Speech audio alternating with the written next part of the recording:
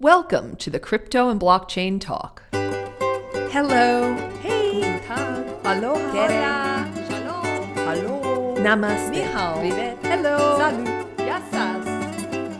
Salve. Ciao. Bonjour. Our podcast talks about the latest trends in the worlds of cryptocurrencies and the blockchain. Hello, everyone, and welcome to this week's edition of Crypto and Blockchain Talk. And today with me, I have none other than the most magnanimous Jonathan Dunsmoor, attorney at law, founder and principal of Dunsmoor Law. Jonathan, how are you? I'm wonderful. Thank you for having me on. I'm very excited. So, it just looks like the crypto community, for some reason, are almost taunting now the SEC.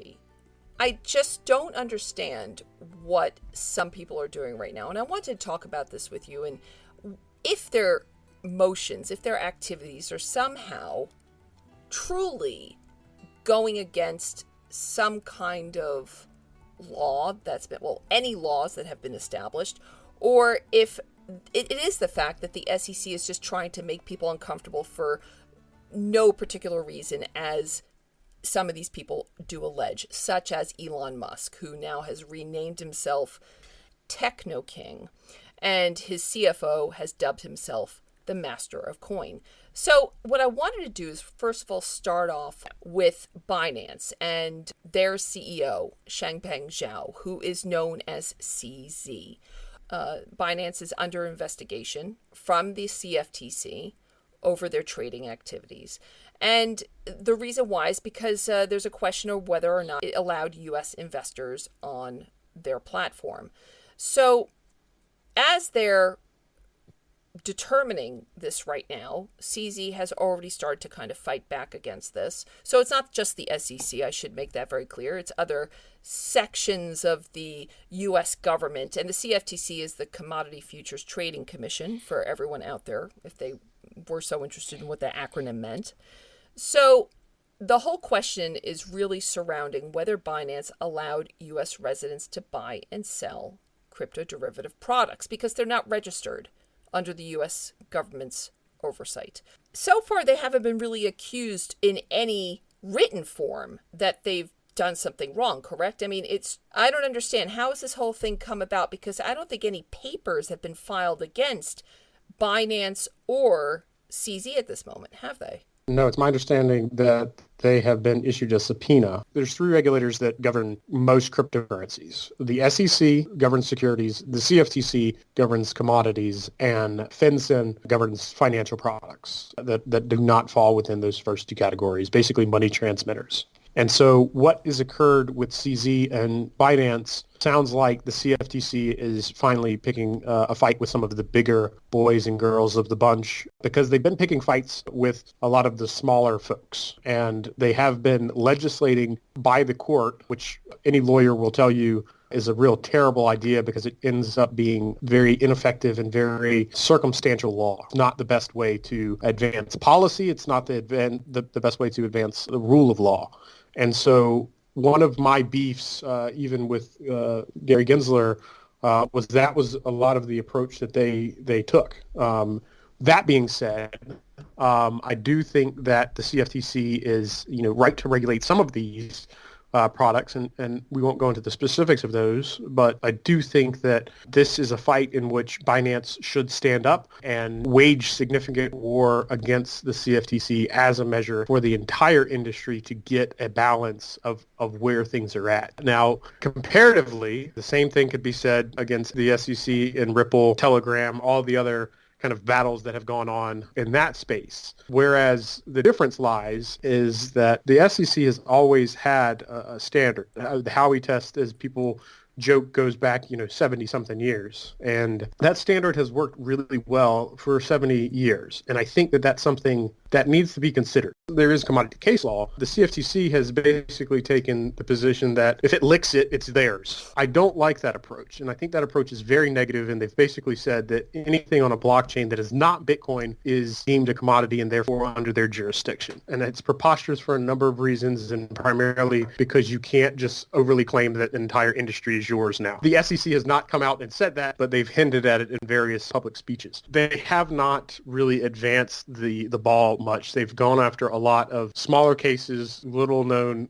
entities, things of that nature that have popped up, and there's been, a number of settlements or mostly defaults. And that's where, we get into situations where the U.S. becomes so anti-business that, it's really tough to advance this space, and people move offshore because the regulations aren't clear, or the CFTC is unwilling to, provide guidance of what it would look like to regulate one of these markets. And when you have that kind of initiative that is more combative than it is complementary, then you run into problems like this. You run into people being subpoenaed for no reason. You run into situations in where a company has to spend tens of thousands, if not hundreds of thousands of dollars to defend themselves in the courtroom because an agency is being a bully. And I feel like both government regulators, even, somewhat FinCEN as well, has started to become a bully because they realize that these assets are climbing in value.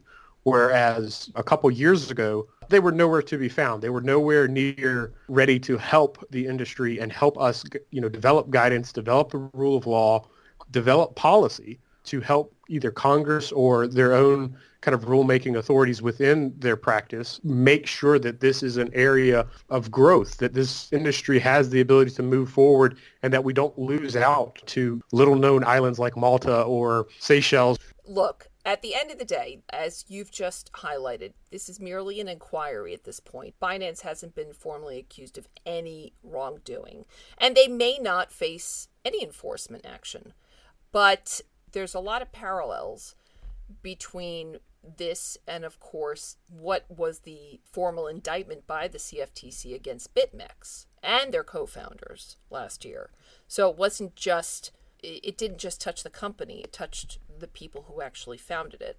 This is the real issue here, is that Binance has taken steps to wall off U.S. citizens from their derivatives trading platform. And when their exchange first launched, Binance had put all their customers into one single exchange, which was headquartered outside of the United States. But then the exchange went a little further and took some measures to segregate U.S. customers to force them onto a U.S.-based platform, which, of course, is headquartered in San Francisco. And that, of course, restricts certain offerings, coin offerings, financial undertakings within crypto.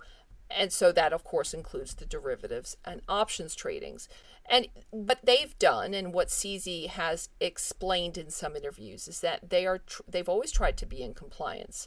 They enforce based on IP address, on all kinds of geotagging, and they are really trying to comply as hard as possible. Is there a point where complying as much as possible isn't enough? I think so. I mean, and I think that there's, a recognition amongst the industry leaders that, at some point we need some real good clarification. And I know there's, the FinCEN hub, and the SEC has their own thing, and the CFTC does as well, called CFTC Labs. And I do recognize that, now they're starting to kind of become more cooperative over the last maybe year or so when it comes to, what this stuff looks like, right? Because it is a multinational conglomerate in a lot of ways. And whether it's, Bitmex or Binance, there are going to be U.S. participants, and walling off an entire jurisdiction is really, really tough. And they found that, incredibly difficult. And so I think that's, primarily what we're going to see this year,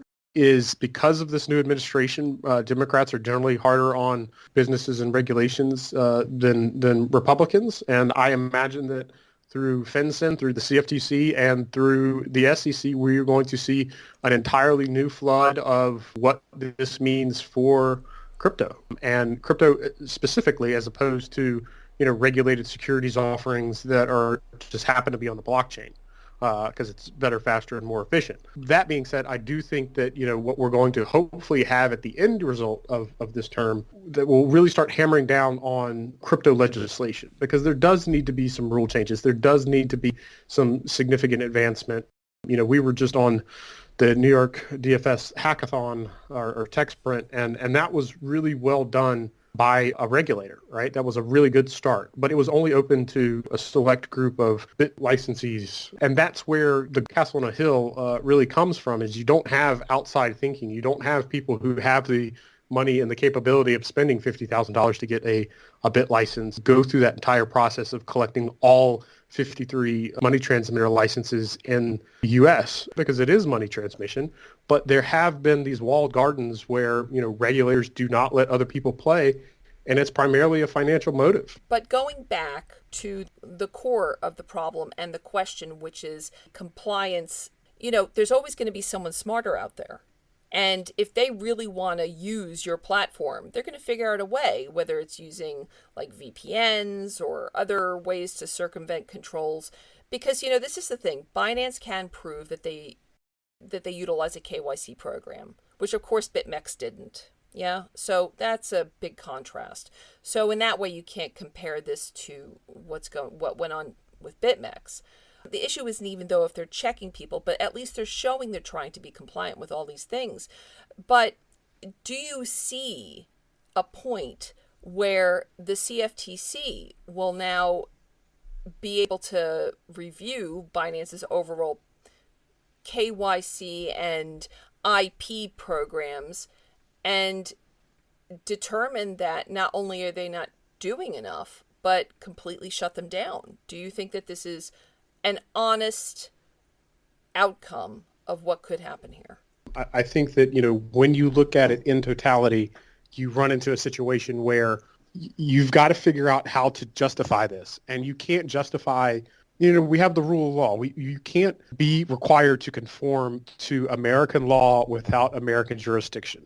And there is a question of whether Binance is got that separation, which I imagine is what those documents focus on, right? Is how much separation in the entities and in their compliance mechanisms, so there isn't a crossing of the streams.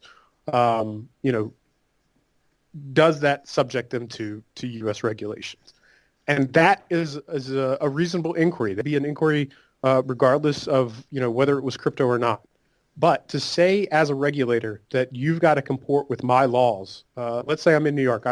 I've got a New York bit license, right?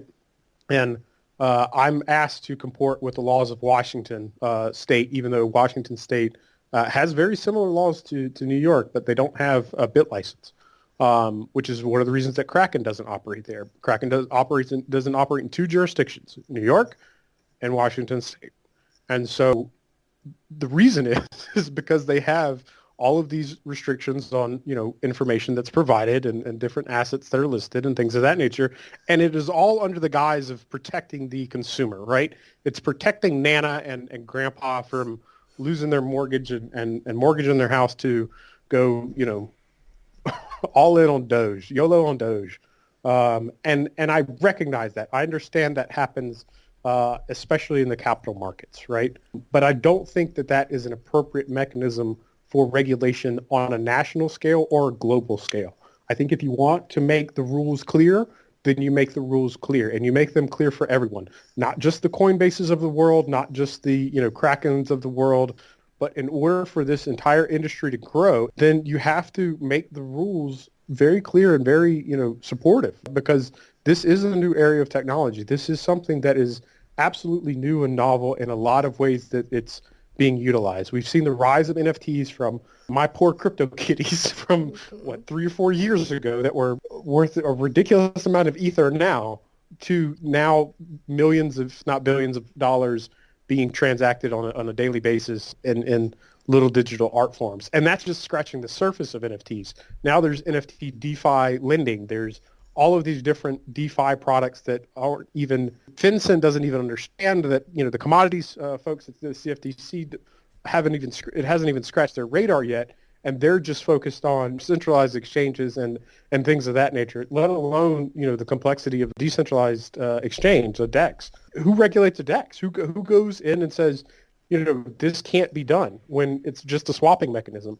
And the answer is we don't know. We think that, there's a real specific rule that allows for this to happen without a fee. And once that fee is included, all of a sudden you're a money transmitter, and then you fall under FinCEN. And if you fall under FinCEN, you better damn sure have your regulations and your KYC and AML done, because if you do a deal with Iran or North Korea or Syria or any of these other places, guess what? Now you're looking at criminal culpability.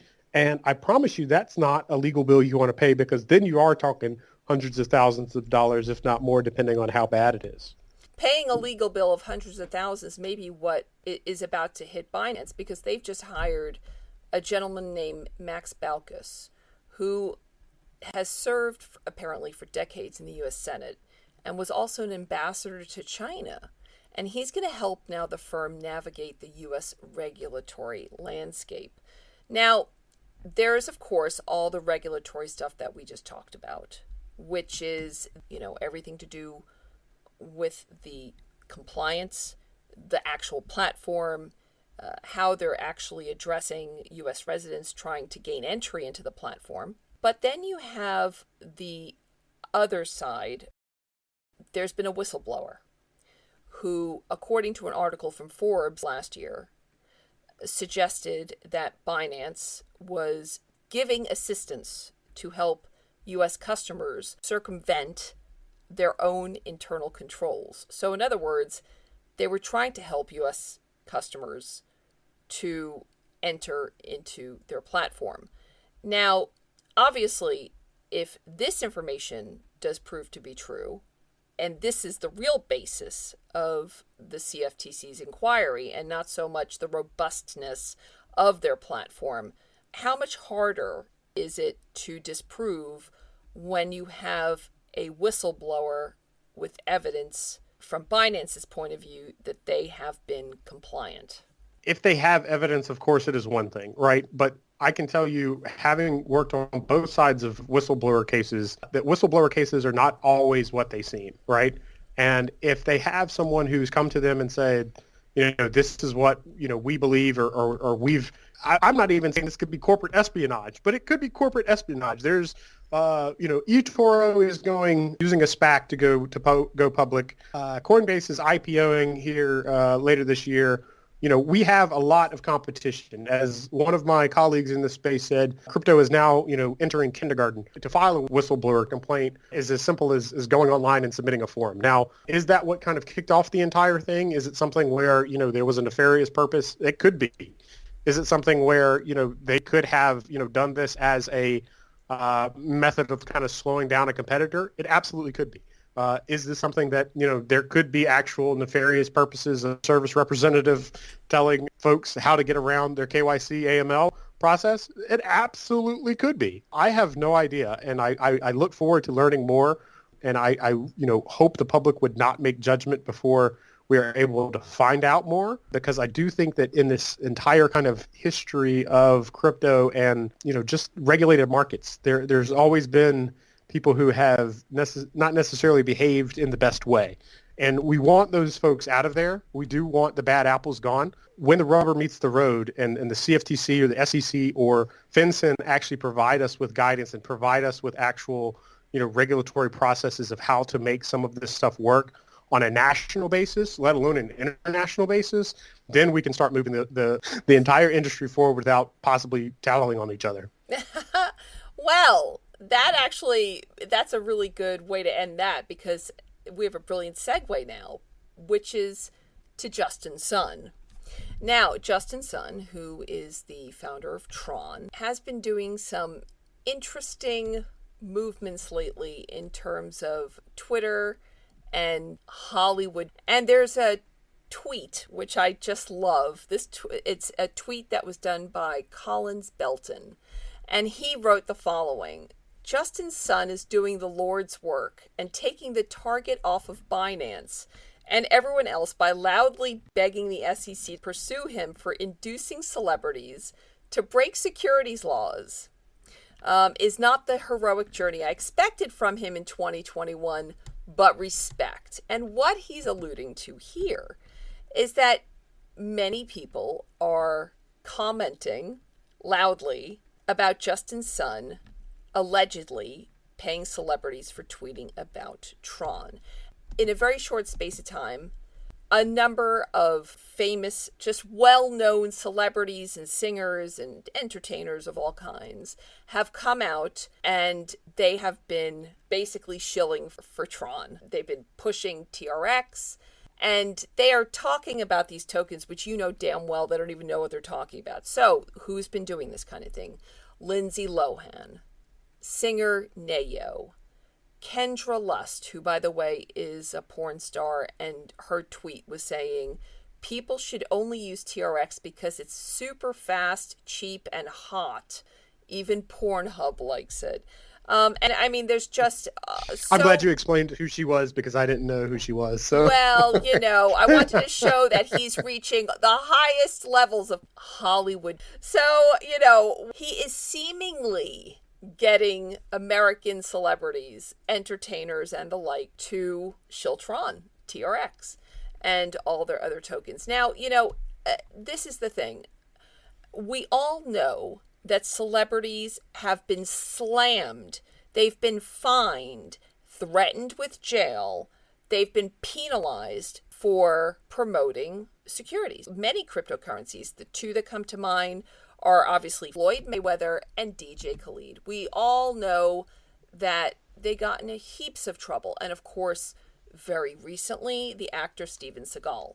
So why in the world? And by the way, there's been tweets actually after these famous people who have done these kinds of posts on Twitter, after they posted them, there's been tweets back to these actors, etc., saying, I hope you understand you can be fined millions of dollars for an endorsement like this when you have been compensated with money or free tokens. It's not worth it. I mean, we don't know if they've been paid. So is there a story here or not? There is and there isn't. There's a need for clarification, and that clarification is quite complicated. These types of events need to be in regulated markets by marketers who, you know, either have experience or have a securities lawyer to help guide them through, is because, you know, you do run into situations where if you pay a celebrity to say something and they say something that is incorrect and it is a security, then you have to walk back that entire statement. Anybody who has been induced to act on that tweet or statement or possible omission, there's very serious repercussions. And those repercussions can be long-standing. They can last potentially for years. Now, with Floyd Mayweather, with DJ Khaled, those guys actually did escape the lawsuit that was filed by the SEC, basically under the promoter statute of not disclosing what they were getting paid and all these other kinds of things, and they could not connect it to them. And I think that's probably something that you may or may not have here, right? Because there's a question of what market manipulation is under the SEC and CFTC and all these different kind of regulators around the world. Some have it better defined than others, which is why comporting with the law in one jurisdiction may mean that you're not comporting with the law in another jurisdiction, which leads to market confusion and the collapse of businesses, or businesses following the Uber approach and, you know, sue me, bro. And that is a terrible business strategy for a number of reasons, especially for startups and the growth of an industry. With that all being said, the question of whether you're being paid to promote and having, you know, a financial interest in what you're promoting as a security token is well known and well established. Now, the question is Tron a security token? And I think that analysis would, in most cases, fall flat. I haven't studied Tron. I haven't, you know, looked into what their entire process was, but I do believe that they have not been declared a security token by the SEC. Now, with all of that being said, the question of the CFTC now comes into mind, where, you know, are these people being paid as a commodity kind of pusher or, you know, an unregulated broker? Mm-hmm. And that's a really good question, and one on which I imagine whoever made this analysis of, you know, the SEC looking into it, it's probably going to be the CFTC that's actually going to take a look now, because as, you know, some colleagues have just recently announced when they were, because the CFTC has just put out their annual reports, those annual reports are way up. And it's primarily because there's a lot of crypto stuff that they're going after. This is a new market for them. This is a new opportunity since, you know, beaver pelts and timber were traded on the mercantile exchanges in Chicago. So, like, that's where we're at. We're in an entirely new revolution for them, and they're going to be aggressive about it. And some of that, I think, is warranted, and some of that, like I said, is a little bit overblown. Now, there is a question, with this tweet, which is admissible evidence for what may or may not be a violation of either commodities law or securities law, or, whatever regulator wants to kindly subpoena Mr. Sun and see what his thoughts are, and did he have anything to do with what was said? I note in the specific tweet, according to Decrypt, it says that the Tron Foundation was not involved in these activities. And so the question is, well, if the Tron Foundation wasn't involved, was Justin doing it by himself? Was, someone else doing it on Justin's behalf? Was it a situation where there was an outside person who is not related to the company? Think of it as a, activist investor maybe, who, paid to have a promotion done or paid to, pump Tron because they were trying to get a market bounce and then sell at the top. And that does qualify under market manipulation. So the interesting point is that if they had somebody who was doing this and it was in a scheme to pump and dump, then there's a good question of whether that person should be charged, should they be found out. Because going back to jurisdiction, all of these people are in the United States. The CFTC can and probably will subpoena some of them if they look to discourage this type of behavior. It really is crazy because you have then McAfee. Right? So you have John McAfee, this 75-year-old man who right now is in Spain. He's awaiting extradition to the United States for tax evasion. And he has also been indicted on charges of cryptocurrency fraud, as well as money laundering and a bunch, as long as my arm, a bunch of other charges. Now, this is really quite interesting because he is going to be penalized for the same thing that Elon Musk is doing. And it's the same. I see no difference, and you will probably be educating me on what the difference is, if there is one. But definitely they're going after him for what they say is pump and dump, and they are even taking some of his tweets and they're saying, here's the proof. So the prosecutors are saying, and these are, of course, the federal prosecutors, not Spanish prosecutors. Again, he's being extradited back to the United States, saying that he was misleading investors at the peak of the cryptocurrency boom. So in other words, in late 2017, early 2018, because he was urging hundreds of thousands of Twitter followers to invest in a number of cryptocurrencies. Yeah. And he failed to disclose his own financial stake in those tokens. And in some cases, he apparently lied about it. Now, I personally don't see, when I look at these tweets, that McAfee did. And by the way, I'm nobody's fan here. I just want to get to the truth. They're saying that McAfee was pumping for his own gain, but I'm looking at Elon Musk shilling. It's the same as, after Musk already put 1.5 billion into Bitcoin, still shilling Bitcoin. So how in the world can they make this allegation stick against McAfee when you're looking at the same thing happening with Musk? That's a great question. So the way that you can shill Bitcoin versus almost any other cryptocurrency, right, is because Bitcoin is so decentralized and no one knows who Satoshi Nakamoto is. So if I go on my Twitter follower with my 1,400 followers and say, buy timber or buy oil, that shit's going gangbusters, right? That is so decentralized because, there's a number of oil producing and lumber producing countries and companies and things of that nature, that there is no one person that it benefits. And the same thing goes with Bitcoin. So there's no one system that it benefits Bitcoin itself.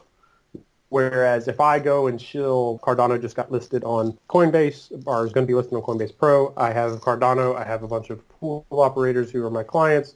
I clearly have an interest in shilling Cardano. And Cardano is not fully decentralized yet. It's expected to, of course, happen within the next couple of months. But with that being said, if I were to go pump Cardano, there could be a question of, whether I am possibly pumping it up and then dumping it, right? And so if I did pump it, this is the greatest thing since sliced bread, this is going to beat Bitcoin, blah, blah, blah, and then just exited the position completely after all of these public tweets and once again paid Lindsay Lohan to tweet everything out. That was a joke. Then, that would put me in a situation where I could be considered, even though it's not a security, right? That's where things get a little bit weird, is market manipulation and fraud can intertwine with non-securities. And so it does get weird. It can get weird. But Bitcoin is different. Arguably, Ethereum is different, even though it's, controlled by the Ethereum Foundation and consensus, and there's, core developers that continue to work on it. The same thing goes with, Bitcoin's underlying protocol and certain forks that are involved in Bitcoin and Bitcoin Lightning and all that kind of stuff. But, the overarching premise is that if you pump, and then dump, you have to have the dump. If you just pump, you're fine. You're just a believer. You're a cheerleader. It's the same First Amendment right you actually have to go out there and say Tesla's terrible and Tesla's going to zero and all these things those hedge funds guys do. Or most recently with the GameStop stuff, that is where it is those apes' rights to say they believe in the stock or they like the stock and say that they're buying more and posting on Reddit how much they're buying or on days like today where they're getting crushed. Well, I wouldn't say crushed, they're getting hit, but they have every right to say that they still believe and that they're still buying. It's only when, like I said, you do that pump, and then the dump. That second part of that legal analysis is very important. Right. Well, looking at what the SEC has written in terms of celebrity endorsement, they say that any celebrity or other individual who promotes a virtual token or coin that is a security, okay, again, I'm going to say is a security, must disclose the nature, scope, and the compensation received in exchange for the promotion. If you have a situation where something is so decentralized and there is no centralized control, it's really tough to say that you're pumping and dumping. Now, in theory, you could have those factual circumstances where it shows that you are actively pumping something up and then dumping, right? Because those are generally something that's out in the public. It's out, and because this is all on a blockchain, it's much easier to prove in a lot of ways. Now, that being said, if you have a situation where, something is centralized, right? You have something like Tron, where even though it's not a security, I have no reason to believe it's been declared a security, all that kind of stuff. Even when it was issued, I think that they did a creative way of getting around some of that. But that being said, even if you're not a security, you can still fall under market manipulation and anti-fraud provisions. And that's where, like I said earlier, if you're outside of the U.S., and you have no intention of ever coming to the U.S., you can be charged with securities fraud by, actively pumping something up and dumping it to make a buck. And that's what happened with McAfee. That's what's probably going to happen with more and more people as some of this stuff is more easily identifiable. And I think what you're going to see is the fiat on and off ramps of banks are going to be the primary focus of FinCEN, and that cooperation with the SEC and the CFTC is where we're going to start seeing a lot of people get in trouble. Combine that with the IRS of people not reporting. You basically have FinCEN being able to monitor all banks when cash is coming on and off, which presumably still people, want to cash out their earnings or winnings. And then you have the IRS for those people who don't report those. So that's one ding that they can get. And then if they're of, a public provenance, right, and they've been pumping and dumping it, then that could be something where, there could be a serious investigation launched by the CFTC or the SEC. Dear regulators, if you take that approach, I'm sorry for putting it out there in the ether, but I think that is probably a really good way of finding who the baddies are. I think that, of course, McAfee would probably fall into some of that. This is the gentleman who famously said that he would, I believe, eat part of his genitalia if Bitcoin didn't reach 100,000 or a million. Okay. Yeah, it was a million. By 2020 or something. So I don't think McAfee's well. I do think that he has kind of lost a lot of his credibility. And the fact he's sitting in a jail in Spain also doesn't lend to his character. Well, once again, that's the IRS. Always remember the IRS is the most powerful entity in the world because the tax man cometh. The people that brought down Capone was the IRS, not the FBI. That's something very, very important to remember. I'm sure that you saw that the IRS has this new Operation Hidden Treasure, which focuses on identifying people who fail to report their crypto income.